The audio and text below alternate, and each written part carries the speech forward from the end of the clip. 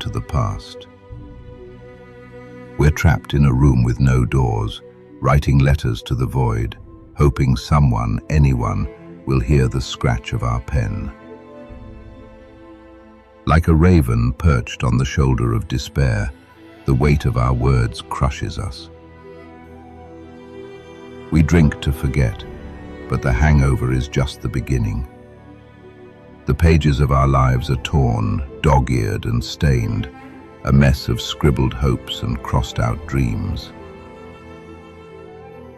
And yet, it's in this gutter of existence that we find a strange, flickering light.